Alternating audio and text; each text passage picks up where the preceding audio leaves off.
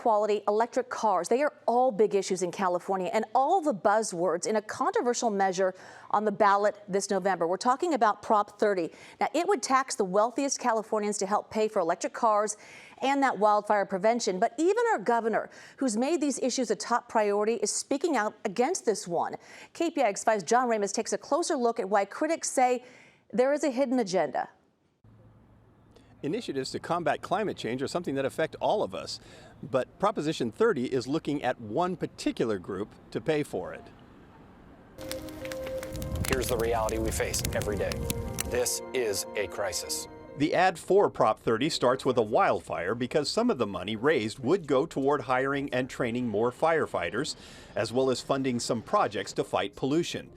That's why California Clean Air and Oakland Mayor Libby Schaaf are supporting it. Prop 30 is an innovative measure that all Californians must support as if their lives depend on it.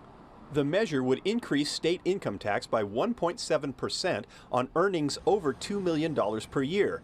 It would raise between $3 and $4.5 billion, with the vast majority, 80%, going to support rebates for electric vehicles and more EV charging stations.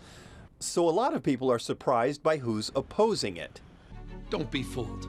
Governor Gavin Newsom, a staunch climate initiative supporter, says Lyft is bankrolling the campaign for Prop 30 as a way to get taxpayers to help the company buy new electric vehicles. Rideshare companies are required to be all electric by 2030, and in a statement, Newsom said, quote, Prop 30 is a special interest carve-out, a cynical scheme devised by a single corporation to funnel state income tax revenue to their company. But since it is taxing the rich, the average voter would never have to pay it. Danville is a place with a lot of high earners, but resident Massey Wally doesn't think Prop 30 is a bad idea. But from what I hear, I think it's a good thing. I mean, why not tax the wealthy? They can afford it. But Jeffrey Fitch thinks it's a matter of basic fairness.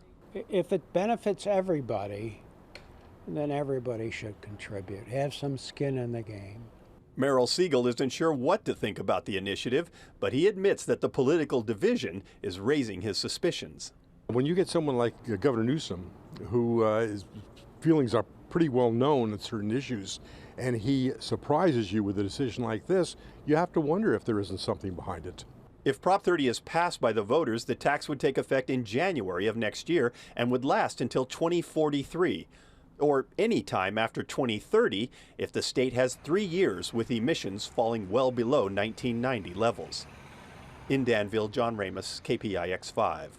Okay, so where do things stand right now? Well, Prop 30 received strong support from likely voters in a recent poll from the Public Policy Institute of California.